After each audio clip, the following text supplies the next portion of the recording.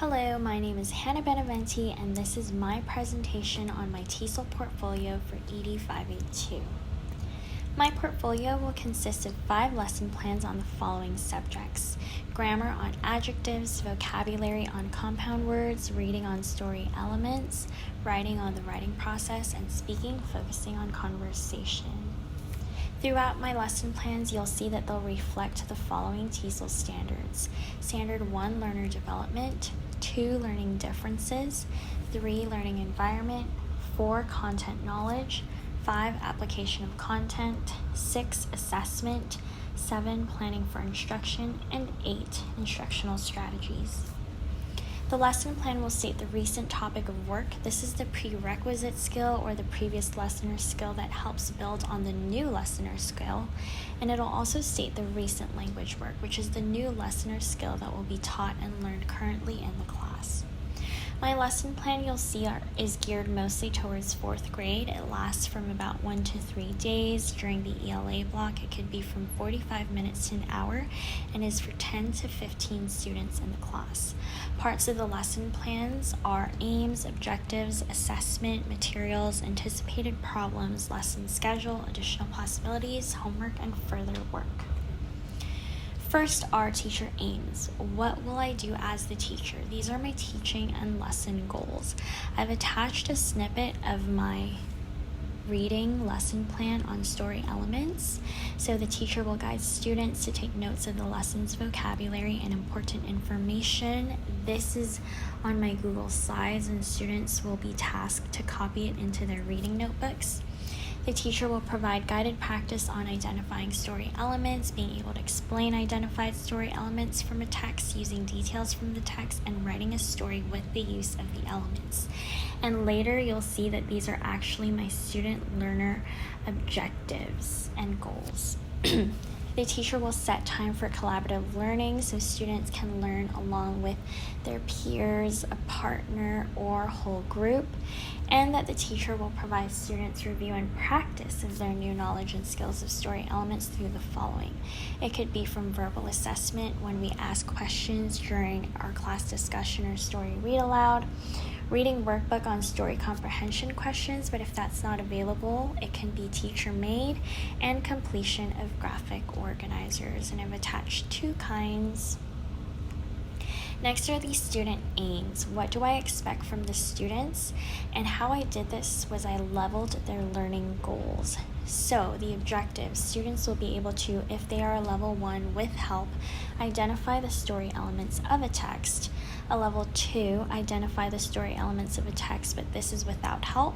Level 3, identify the story elements of a text using details from the text. And a level 4, of course, is writing their own story using and describing all of the elements. For assessments, how are the students going to be assessed and how will the teacher gauge their learning? I've broken it down to 2 types of assessments. These are from my grammar lesson plan on adjectives, specifically the order of adjectives. So first is the common formative assessment, and here I have it in just a bigger picture. It has assessments on level 1, level 2, level 3, and level 4.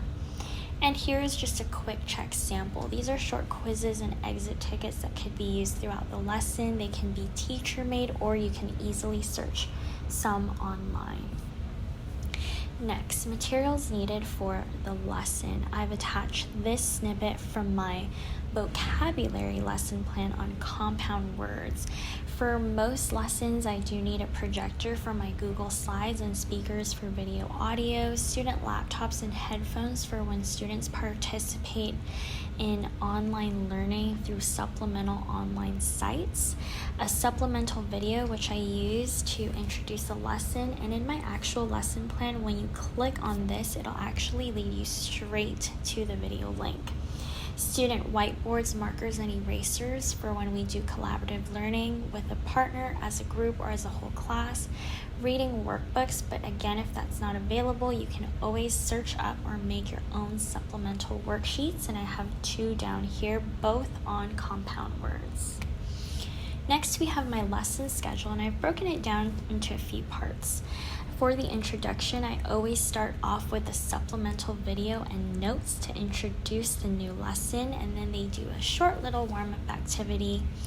Let's practice is when we do guided practice either with me or with their peers, and then collaborative learning as a group or as a whole class.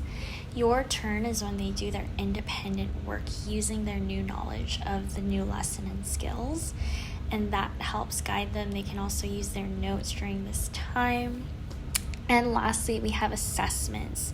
Students complete a pre and post test that helps the teacher gauge their level of learning and understanding, and which also helps the teacher refine the lesson for future students.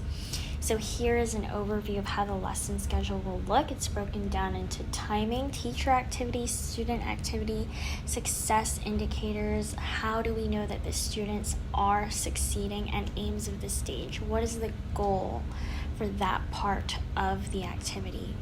So again, here we have the introduction, the notes, the warm-up activity, their practice activity, and I've even added more than one example, just so that it could vary per learner or type of intelligence. And then they have the your turn again, which is their independent work, which I've also given a few examples of what types of independent work they can do. Early finishers are for those students who are more advanced, or my GATE students who finish early. They usually will do supplemental work to help them continue to have that exposure and practice with their assignment. And lastly, we have the assessment. Next, we have the anticipated problems. These are the factors to consider when planning lessons and activities, and I've pulled these from 2 different lesson plans, but they are the anticipated problems that we will commonly come across. So students needing review and students needing reminding of sentence and paragraph writing rules. And when I mean review, it could be review on previous lesson or skills that are prerequisites to the current lesson and skill. And lastly, we have additional possibilities, homework, and further work.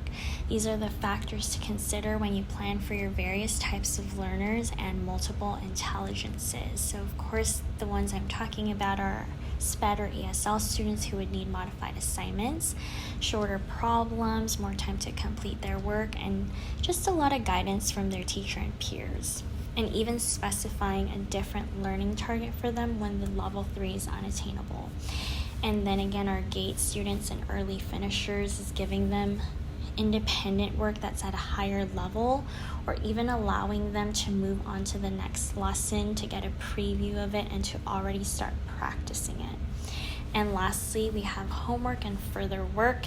If they have any assignments that might have been unfinished, but this would be a case-by-case basis, giving them those supplemental worksheets so they have that constant exposure to the current lesson or skill, even giving them writing pieces for their higher level knowledge, and even being able to give them a preview of the next lesson and providing them practice for that. And those are my lesson plans and parts of my lesson plans. Thank you so much, and have a wonderful day.